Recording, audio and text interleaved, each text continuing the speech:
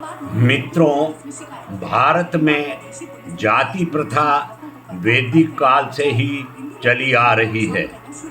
आज हम जाति इतिहास प्रस्तुत करने के सिलसिले में भंगी और मेहतर जातियों का इतिहास प्रस्तुत कर रहे हैं। क्या आप जानते हैं कि हम लोगों ने जिन भंगी और मेहतर जातियों को अछूत करार दिया और जिनके हाथ का छुआ तक आज भी बहुत सारे हिंदू नहीं खाते हैं, उनका पूरा इतिहास साहस, त्याग और बलिदान से भरा जीवन है। मुगल काल में ब्राह्मणों और क्षत्रियों को दो विकल्प दिए गए थे, या तो इस्लाम कबूल करो या फिर मुसलमानों का मेला ढो, क्योंकि तब भारतीय समाज में इन दोनों समुदायों का अत्यंत सम्मान था और इनके लिए ऐसा घृणित कार्य करना मर जाने के समान था। इसीलिए मुगलों ने इनके धर्मांतरण के लिए यह तरीका अपनाया। आप किसी भी मुगल के किले में चले जाओ, वहाँ आपको शौचालय नहीं मिलेगा, जबकि हजारों साल पुरानी हिंदुओं की उन्नत सिंधु घाटी सभ्यता के खंडहरों में रहने वाले कमरे से सटा शौचालय मिलता है।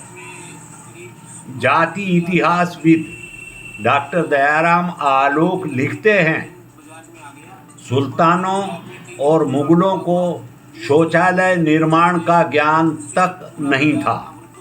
दिल्ली सल्तनत में बाबर, अकबर, शाहजहां से लेकर सभी मुगल बादशाह बर्तनों में शौच करते थे, जिन्हें उन ब्राह्मणों और क्षत्रियों के परिजनों से फेंकवाया जाता था जिन्होंने इस्लाम को अपनाने से इनकार कर दिया था। जिन ब्राह्मणों और क्षत्रियों ने मेला ढोने की प्रथा को स्वीकार करने के उपरांत अपने जनेऊ को तोड़ दिया था, अर्थात उपनयन संस्कार को उन्होंने भंग कर दिया, इसीलिए वो भंगी कहलाए। तत्कालीन हिंदू समाज के श्रेष्ठ सुधारवादी विद्वानों ने इनके मेला ढोने की नीच प्रथा को भी महत्तर अर्थात महान और बड़ा करार दिया था, जो आज अपभ्रंश के रूप में मेहतर हो गया है। सुल्तानों एक टिप्पणी है, डॉक्टर दयाराम आलोक के लिखित शब्दों में इतिहास की एक महत्वपूर्ण जानकारी छुपी हुई है। सुल्तानों और मुगलों के समय में शौचालय निर्माण की जानकारी नहीं थी। मुगल बादशाह बर्तनों में शौच करते थे, जिन्हें ब्राह्मण और क्षत्रियों के परिजनों से फेंकवाया जाता था। जिन ब्राह्मणों और क्षत्रियों ने इस्लाम अपनाने से इनकार कर दिया, वे मेला ढोने के काम में लगाए गए। जिन्होंने मेला ढोने की प्रथा को स्वीकार कर लिया, वे भंगी कहलाए। उपनयन संस्कार को भंग करने के बाद वे मेहतर कहलाए।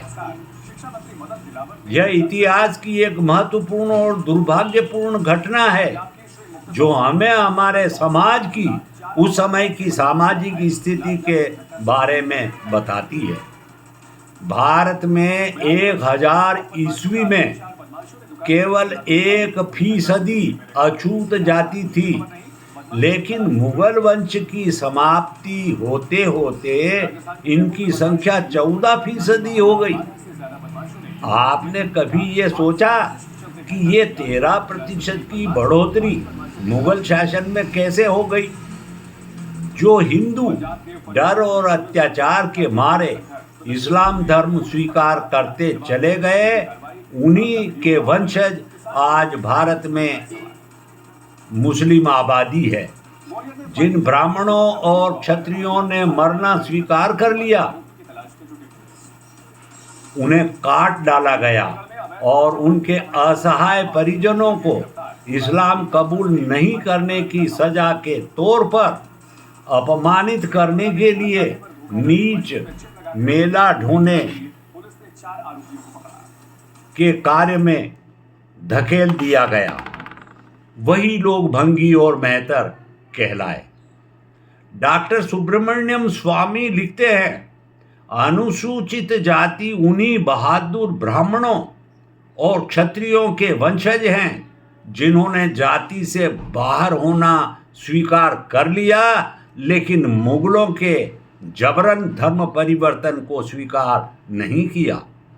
आज के हिंदू समाज को उनका शुक्रगुजार होना चाहिए, उन्हें कोटिशः प्रणाम करना चाहिए, क्योंकि उन लोगों ने हिंदू के भगवान ध्वज को कभी झुकने नहीं दिया, भले ही स्वयं अपमान और दमन झेला।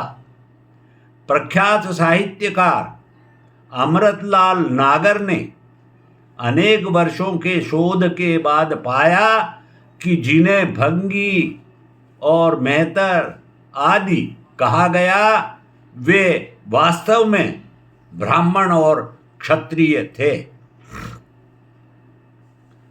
जाति इतिहासकार श्री देवदत्त शर्मा चतुर्वेदी ने सन 1925 में एक पुस्तक लिखी थी जिसका नाम पतित प्रभाकर अर्थात मेहतर जाति का इतिहास था।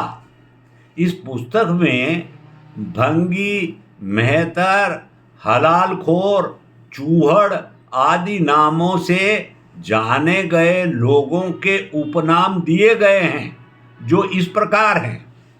जाति भंगी के उपनाम और गोत्र: वैस, वैसवार, वीर गुजर, बड़ गुजर, भदौरिया, बिसेन, सोब, बुंदेलिया, चंदेल, चौहान, नांदो, यदुवंशी, कछवाहा, किनवार ठाकुर, बैस, भोजपुरी राउत, गाजीपुरी राउत, गहलोता, मेहतर, हलाल, खरिया, चूहड़, राउत, टांक, गहलोत, चंदेल, ये सभी गोत्र या उपनाम उन लोगों के हैं जिन्होंने इस्लाम धर्म स्वीकार नहीं किया और